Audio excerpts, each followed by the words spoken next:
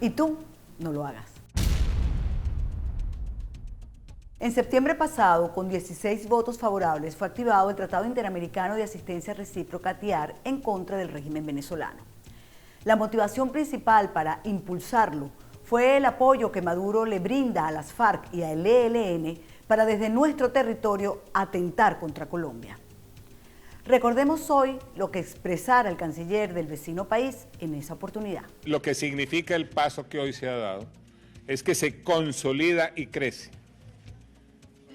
el proceso de creación de condiciones mediante la acción colectiva de países de la región para efecto de que más temprano que tarde finalmente el hermano pueblo de Venezuela pueda vivir en democracia y libertad. Es un paso trascendental de inmensa significación en favor de la paz, en favor de la legalidad y naturalmente en favor del restablecimiento de las condiciones en Venezuela que den lugar a que el hermano pueblo viva otra vez como deben vivir los seres humanos que nacen en libertad, es decir, disfrutando dicha libertad y ejerciendo sus derechos democráticos. Sin duda ha sido esta una medida importante, pero no suficiente. Y es que en menos de un mes en Ecuador se produjeron focos de violencia que provocaron desestabilización. Todo apunta a que dichas acciones fueron promovidas conjuntamente por el expresidente Rafael Correa, Nicolás Maduro y grupos que hacen parte del Foro de Sao Paulo para derrocar al presidente Lenín Moreno. Los propósitos políticos de desestabilización son patentes. Partidarios del expresidente Rafael Correa y miembros de grupos radicales afines difundieron repetidamente mensajes llamando a derrocar al presidente Lenín Moreno y a la rebelión generalizada contra el Estado ecuatoriano. Produce especial preocupación para el Ecuador el pronunciamiento en apoyo de la acción violenta por parte del jefe de las FARC disidentes, que ha retomado las armas en Colombia. Asimismo, nos preocupa la detención de ciudadanos venezolanos en el país en actos de violencia en las manifestaciones. Como ustedes saben, y es una norma de toda la nación, los ciudadanos extranjeros no pueden, para empezar, actuar en asuntos políticos o intervenir en asuntos políticos del Estado que les acoge. El impacto de la eliminación del subsidio en el contrabando de los combustibles termina también con un jugoso negocio ilícito manejado por organizaciones del crimen transnacional que trascienden las fronteras de nuestro país. Por esa misma vía también se verán mermados sus intereses las organizaciones del narcotráfico que cuentan con la gasolina contrabandada desde el Ecuador para desarrollar sus actividades. Por último, rechazamos el pronunciamiento de un alto funcionario del régimen del señor Maduro apoyando la, cito, rebelión en Ecuador. Fin de la cita. Dado que las acciones internacionales realizadas contra Maduro no han logrado el objetivo deseado, surge la pregunta, ¿qué viene después de la activación del TIAR? Quizá la respuesta más acertada la haya dado el canciller de Chile, Teodoro Rivera, al Financial Times, y que recoge también el portal Al Navío, donde propuso trabajar con aliados para cortar las comunicaciones de Venezuela, cerrar su espacio aéreo e implementar un bloqueo naval si Nicolás Maduro se niega a celebrar elecciones libres. Un bloqueo naval como el que propone Rivera no es una invasión, no conlleva el uso de la violencia, ni pone en riesgo la vida de los efectivos involucrados, pero serviría para cortar definitivamente el suministro de petróleo venezolano a Cuba. Si bien PDVSA fue sancionada por Estados Unidos para impedir el envío de hidrocarburos a Cuba, estos siguen llegando porque el régimen venezolano usa mecanismos indirectos como, por ejemplo, el transbordo de combustible a otros barcos en alta mar, cambio de nombre de los tanqueros, cierre de las comunicaciones satelitales y la triangulación con terceros países. Un bloqueo marítimo impediría que tales mecanismos funcionasen. Para el director ejecutivo de Latin American Trends, Antonio Lacruz, el reciente viaje de Diosdado Cabello a Corea del Norte tuvo como objetivo encontrar fórmulas para evadir las sanciones comerciales, financieras y compras impuestas a Venezuela por la administración Trump con la ayuda y experiencia del régimen norcoreano. Antonio Lacruz, en días pasados leí un artículo en el cual para el portal La Patilla, en el cual usted escribía sobre la posibilidad de un embargo naval a Venezuela para evitar pues, que sigan bypaseando, como decimos en criollo, las sanciones norteamericanas a la estatal petrolera PDVSA. ¿Cómo sería ese embargo naval? ¿Eso realmente es una posibilidad? Fíjate, Nito, ¿qué ocurre? Gracias por la invitación a tu programa.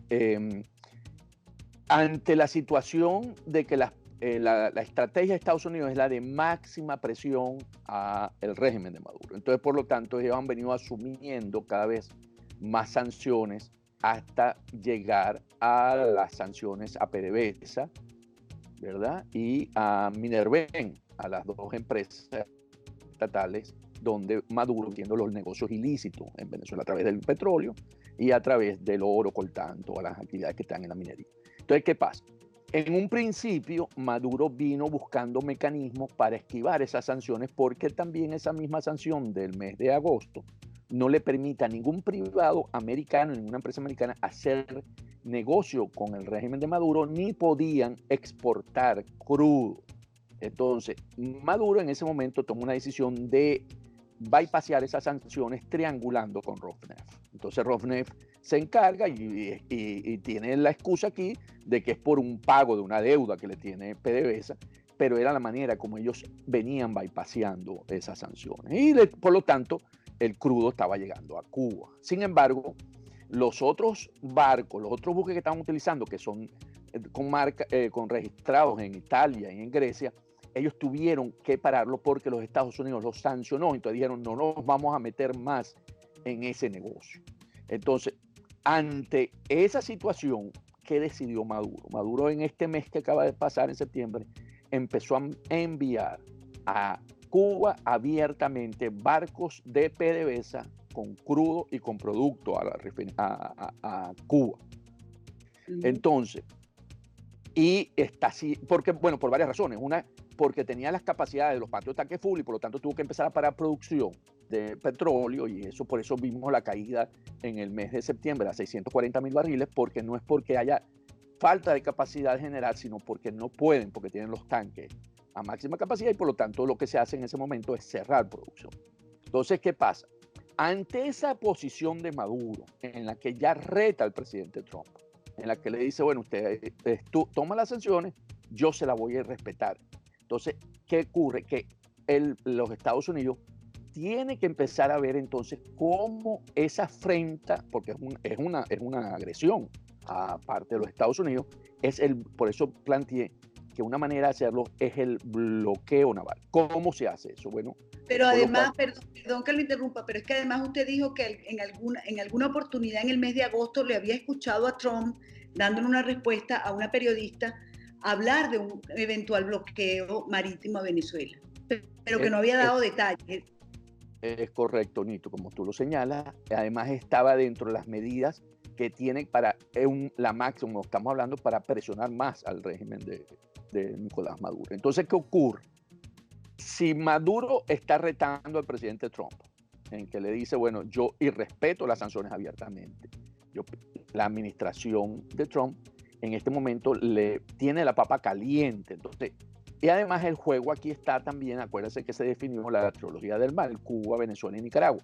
Entonces, para aislar Cuba, que sí ha sido afectada con esas sanciones, porque ha tenido crisis de combustible y ha tenido que racionalizar y ha tenido que también la crisis en la parte de energía eléctrica, entonces Estados Unidos va a tener que poner en la mesa, y por eso lo propuse, es el bloqueo naval para evitar. ¿Qué pasa? Que la flota que tiene que estar en el Mar Caribe, porque tiene que ser en aguas internacionales, tiene que desplegar unas fragatas para poder supervisar con helicópteros, que son los que van a empezar entonces a abordar los barcos. En este sentido, Nitu, es muy importante lo que declaró el canciller chileno también. La propuesta del canciller es muy interesante, chileno, porque no es Estados Unidos, sino que está planteando Chile, ¿verdad? Que también es integrante del TIAR, ¿verdad? El Tratado Interamericano de Reciprocidad, de Asistencia de Reciprocidad.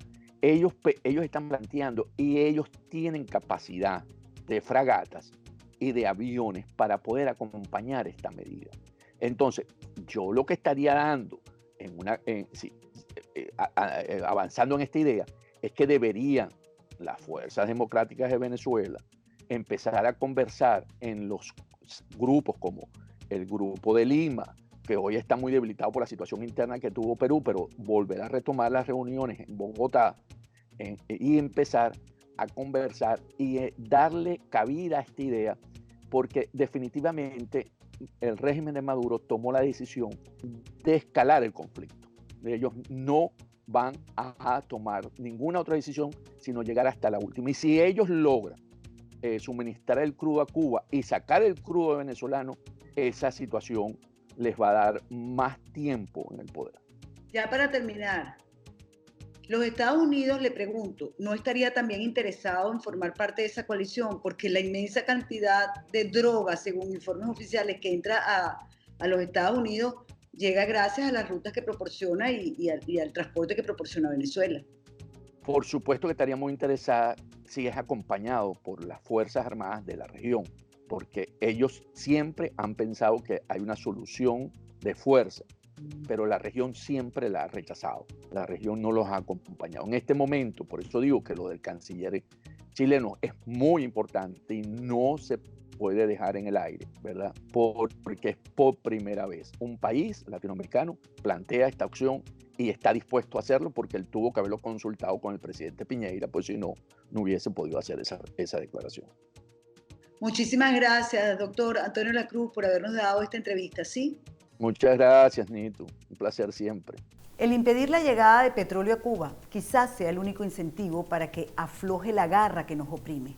Además, a estas alturas, nadie duda que desde La Habana se envían las directrices a seguir por quien usurpa Miraflores. Por cierto, y para concluir, quien fuese el jefe de la inteligencia militar venezolana y acusado en los Estados Unidos de narcotráfico, Hugo Carvajal, en entrevista concedida desde Madrid al diario Las Américas, afirma que Cuba es la génesis de la crisis venezolana y agrega, si no atacas a Cuba como problema fundamental, no va a cambiar el sistema. Carvajal hace mención igualmente cómo los Castros moldearon al sustituto de Chávez, Nicolás Maduro, a quien el hoy fallecido expresidente ordenó investigar por su condición de colombiano.